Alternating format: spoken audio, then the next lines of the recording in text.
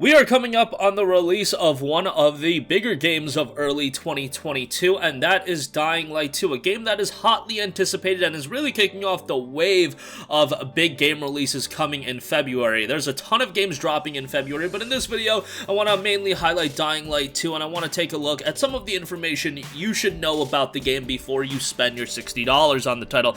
Now, to start things off, Dying Light 2 is obviously the sequel to the very first Dying Light game that came out back in 2015. Dying Light 2 is a game where you can just jump in, but Dying Light 1 is an excellent game, so I would recommend you to go back and play that game if you haven't. Dying Light 2 sets the stage in a pretty bleak way. The virus won and civilization has fallen back to the Dark Ages. The city, one of the last human settlements, is on the brink of collapse. Use your agility and combat skills to survive and reshape the world. Your choices are going to matter in the game, reads the official description. Now, the choices is going to be one of the bigger elements of Dying Light 2. There was a little bit of hoopla when people were talking about, oh, this game apparently has 500 hours of content. No, the game does not have 500 hours of straight content. However, because there are going to be so many dialogue divergences and different things going on based on the dialogue choices you make and decisions you make, the game is going to be altered quite a bit by your decision making, leading the game to be pretty replayable. But I did want to make that point right out the gate, that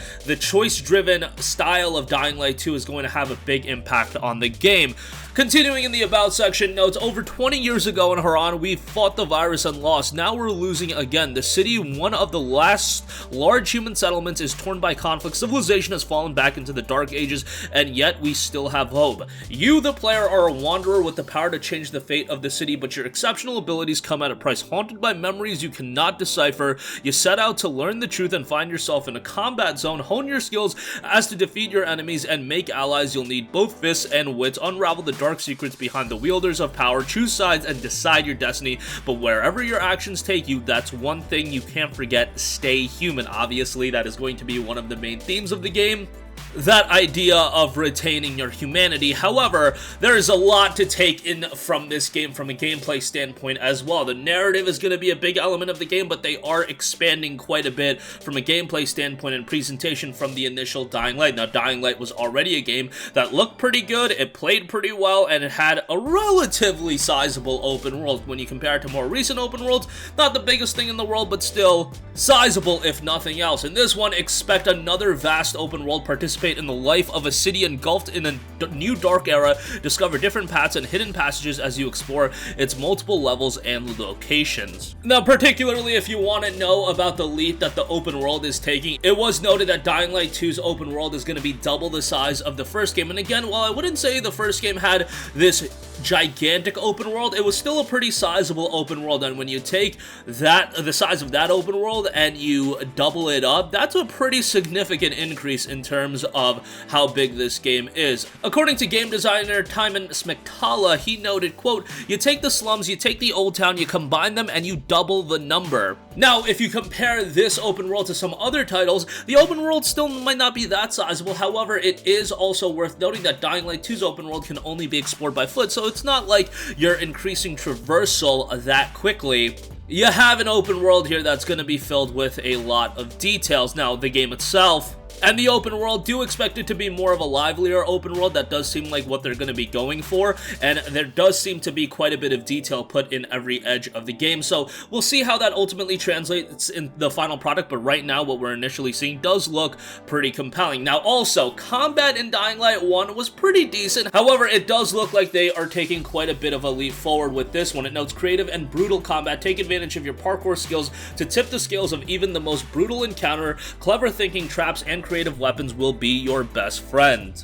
Combat and how you tackle every specific situation seems to be a direct improvement in Dying Light 2, particularly on a Game Rant article. I'll leave the link in the description box below. Timon Smektala did note that they wanted to combine combat and parkour together, and specifically one instance he spoke on was an instance where you can stagger an enemy, jump on him, use it as a springboard to kick another guy, jump off another guy, then maybe do a ground and pound and land on the rest. Obviously, that is a super specific example, but it just goes to show the different nuances and ways that a fight can actually play out. And again, a lot of that power is going to be up to you, and that is also complemented by the actual world design. You're going to be in a world that is filled with things like zip lines, billboards, and other objects to help you traverse the city and move around, and that can also be impacted in terms of how the combat plays out, and better verticality that is going to assist the player as well. On top of that, you do have a variety of different enemy types as well, so the overall gameplay should be a bit more varied. It should be a bit more engrossing, and again, while I'm not saying the first game had bad gameplay by any stretch of the imagination, this one does seem to be a significant improvement upon that. On top of that, when you're talking about this open world and getting immersed into this world, combat is going to lead to that, because now you do have a bunch more depth into it, but you also have a day and night cycle here. You can wait for the night to venture into dark hideouts of the infected. Sunlight keeps them at bay, but once it's gone, monsters begin to hunt, leaving their lairs free to explore. Obviously, it's a pretty simple way to go about a zombie game and the infected and whatnot. You know, during the sunlight, when there's sunlight, you're pretty much at ease, but then once it's gone, it gets a lot more dangerous, so that is going to be interesting as well. And then also, lastly, from a gameplay standpoint, I do want to note that cooperative play is going to be a big element to the game. There is an unfortunate aspect to it, but I'll get to that in a second. We do have 2 to 4 player co-op play in up to 4 player co-op, host your own game, or join others and see how their choices have played out differently than yours. Now, that's great. Co-op play is going to be fantastic, and if you do want to play with a couple friends, that's going to be a nice addition to the game. If you want to play solo, that's an option as well. Unfortunately, we do not have cross-platform play right out of the gate. You can't even do an instance where PlayStation 5 players can play with PS4 players, Series X play with Xbox One. You get the idea. Everybody's kind of isolated onto their own platform, which is a bummer, especially because at this point, if you're on a PS5, maybe not all your friends have a PS5. Console's still kind of hard to get. Hopefully, they remedy that issue sooner rather than later. But at the very least, we are going to have some cooperative play to get into. I should also note, in terms of longevity, this is a game, if you're familiar with Dying Light 1, that is going to be supported for a very, very long time. Now, it's not going to be an instance where all the content is going to be free. There is going to be a plethora of free content. They actually have a roadmap up on their official page regarding the game. So I want to give you guys a heads up on what you can expect. Okay, so on February 4th, we have the official launch of the game. Directly after that, we're going to have factions-inspired free DLC content. Come March, we're going to have a set of challenges. That's the very first set of challenges. Come April, we have a series of events called the Mutated Infected. That'll be kicking off in April. Come May, we have set of challenges too. And then come June, we'll have the first piece of story DLC. Now, the first piece of story DLC is going to be paid content. The rest of that is going to be free content, so that's quite nice.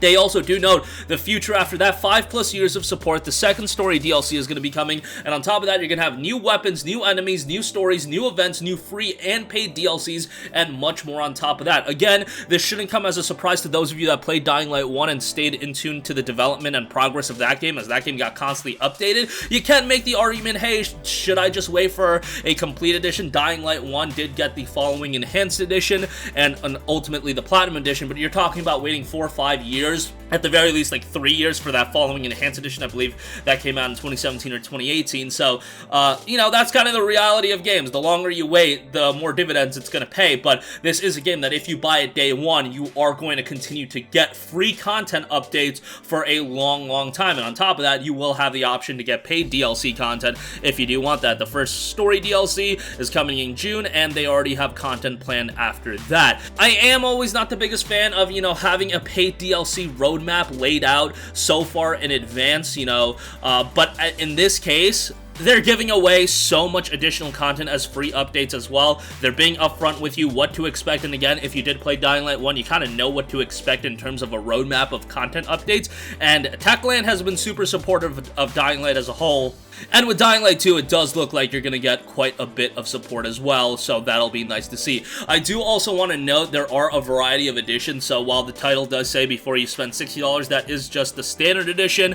If you pre-order this edition, you do get some in-game items. Then you have the deluxe edition, which goes for $80. That'll come with a legendary cosmetic pack, a reload skin pack, exclusive weapon charms, wallpapers, and digital comic, digital soundtrack, digital art book, and story DLC 1 when that does drop. Again, that'll be $20 more, but you do get quite a bit. The Ultimate Edition will be $100 on top of everything that I just mentioned. You do get the full expansion pass that covers every future DLC content for the game. You get a digital comic, wallpaper, crafting item, 2-hour night XP bonus, and then they do have a collector's edition as well at $230. That's the super duper collector's edition. If you have any interest in that, you're probably already picking it up, so no point in going through that. But Dying Light 2, this is just some of the information that I do want to cover. Do expect a game that is a considerable, sizable improvement over Dying Light 1 from a size standpoint in terms of how big the open world is. Expect twice in size in comparison to that. Gameplay looks to be a lot more fleshed out with a lot more depth. Decision making is going to be a big element of this game. Visually, the game looks very good. This is a case where it is going to be a cross-generation title. I believe Dying Light 1 was initially set to be a cross-gen game, and then the PlayStation 3 and 360 versions got canceled. Don't quote me on that, but this one will be a cross-gen release, and you can expect the typical performance differentials. The base consoles are expected to run at 30 FPS and around a 1080p resolution. The PlayStation 5 and Xbox Series X and S will have different performance modes, so you can play in a graphics mode, you can play with higher frame rate, you guys get the idea. You've got a resolution quality and a performance mode, and you can go with the mode that best fits your playstyle. For me, these days, I do prefer to go with the mode that is going to offer me 60 frames per second consistently. But that's going to do it for me. Let me know all of your thoughts on Dying Light 2 in the comments section down below. Sound off there. This isn't all the information, but I did think this was the pertinent information to go over and give you a general overview before the game does drop on February 4th. That's going to do it for me. Thank you for watching, and goodbye. Hey guys, we hope you enjoyed the video, and if you did, make sure to hit the subscribe button, and if you're already subscribed, do us a favor and hit the bell icon. This way you'll be notified whenever we post a new video. That's the best way to keep up with all of our uploads, and we usually try to upload 2 videos a day. And with the bell icon hit, you'll be notified whenever we do upload a video. As always, thanks for watching.